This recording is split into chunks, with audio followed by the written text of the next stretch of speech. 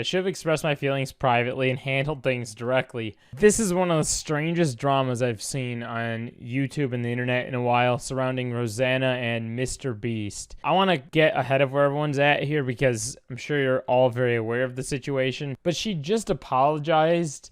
So I want to talk about why she did and how we got here. And that's what I'm going to cover in this video. If you haven't seen this already, she just about, 8 hours ago from now, put up an apology. Said, I would like to apologize to Mr. Beast. I should have expressed my feelings privately and handled things directly. I'll be removing all the posts where I talk about creator games and Jimmy. I'll be honest, in the thousands of death threats I've received today are a contributing factor, but I also sincerely hear the feedback from many of you. It's kind of odd because she was in the process of promoting a music video, and I'm going to get into why that has to do with this in a second. And at the same time, she also was getting on the Just Trish podcast talking about it. She went over to H3 podcast and was talking about this. And the whole time on both of these podcasts that she talked about it, she gave a very sincere talk about it. And through watching it, myself, I felt really bad. I was like, oh my God, this does kind of suck because here she was in the face of other larger creators in this Mr. Beast tournament video. And if you watch it, you'll immediately see that she did place. And what's odd about this is I actually can't really tell what position she was in. I'm just kind of taking her word that she went from like 3rd to 5th. And she built up a pretty good case about this whole entire thing. But what's odd is like, so I'll just play the situation here. Oh, oh my God. That's so cool. Wait, I actually don't know who's in the lead now. Everyone knows this is the most accurate way of measuring. She's a thumb and a pinky away.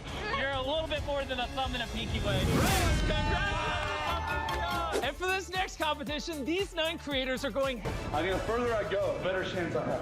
She ends up kind of disappearing. Like, I don't know where she went. Like, it was almost like she was just totally axed at this point. Now, it seems like this is a thing from what I've been reading on Twitter and seeing in other places that this kind of thing has happened before in a Mr. Beast video. This became into a huge thing because people, obviously Mr. Beast is one of the biggest creators, but it grew even larger because people were saying, does Mr. Beast fake his videos ultimately? And so there was that side of things, but there was a side of things of people entirely dismissing her because they were saying, well, why are you waiting till, this a year after to then talk about this? Now, this is the music video thing that I was going to talk about, and this is where it gets tricky and why it leads up to kind of where this apology's at. To refresh you, she said she was removing all the posters she talks about creator games and Jimmy, and she had put up like 1,000. There was so many Twitter posts. One of the last ones that I had seen is, so I think it confuses people that I don't have a motive. I don't want anything. I'm just speaking truths. I've held them for years. I'm sorry the truth upsets people, but it is what it is. I'm the happiest I've been in my life. I'm getting older and I just don't care. She had gone on to say, hey, everyone, I just want to take a moment, say, please do not feel like you need to defend me against Mr. Beast fans. Their hate is predictable and they use it to scare others from speaking up. In many cases it works, but not here. Speaking my truth has found me peace. I will fully support other creators to speak their truth. Time has a way of bringing light to things who wish to remain in the dark. And then she also had taken it as far as updating her bio. And in her bio wrote, top 3 hide-and-seek world champion. Trained for years with my little nephews. So she also made it very clear right here where she said, I release a video every Saturday. Haven't missed an upload in 11 years. This was scheduled for Halloween weekend on the full moon way in advance. You're gasping at anything to get mad at me because someone had tweeted at her, so all the crying and bitching was just to promote your crappy song. So she was kind of lashing out at them, and she was also making it clear that she doesn't care about clout. And she took it as far as posting this photo where she said, enjoying my delicious pina colada with some beautiful ocean views. Which is a very interesting stance because let me explain something and why we're here. So when you post a music video when you're not normally making music video content. And this is something that Moist Critical was just talking about. I think that's why so many creators get so burnt out, because they just keep doing that, knowing that if they branch out and do bigger, different things, the audience won't necessarily respond in a big way with like the views they're used to or anything. Like you can see the rest of her stuff isn't really music videos on her channel. Music videos are going to perform the worst of any video, like no matter what. It's always the stuff you try the hardest, put the most effort in. It's going to perform the worst. So what do you have to do to get more people to watch it, right? Well, one of those things is you got to be a good PR person. You got to get yourself out there a little bit more, right? So the controversy lies where people are saying, well, she did all this because Mr. Beast is one of the largest creators to put herself in the forefront, right? And it's very obvious because you go on Twitter and Mr. Beast was trending and she blew up for this. I saw that she had I think she had 900,000 followers, maybe less before this. Now she's at 905.5 thousand followers. And it's not like she really needs a ton of followers, but I didn't even know who she was until she brought up this Mr. Beast situation. So I think people like myself have just now found out about who she is.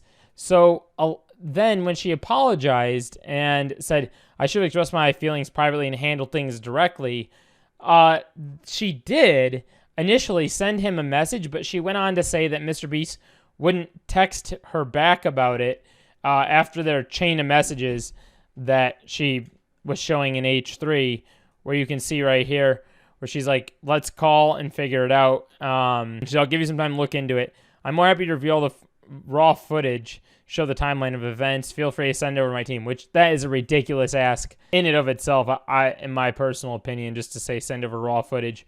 But anyway, long story short, she built up this huge case only to apologize and make herself kind of look like a fool. And you can see people down here in the replies are even saying, you do realize it makes it look like you're clout chasing all along. The very thing that she said that she wasn't doing to start this out with. So it just ended up not being a good look. I do feel bad that people sent her death threats. I don't think that is warranted in any case. That's a pretty insane thing. But someone down here said this has got to be one of the most embarrassing situations in YouTube history. And the fact that Mr. Beast never publicly replied to this also gives me a good indicator that this really isn't that big of an issue.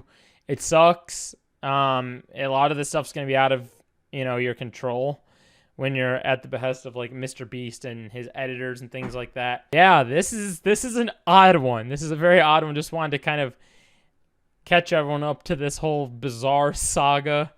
And if you enjoyed this video and you want to hear more things like this, be sure to hit that subscribe button for more dumb internet drama stories. And I'll talk to you guys later. Bye-bye.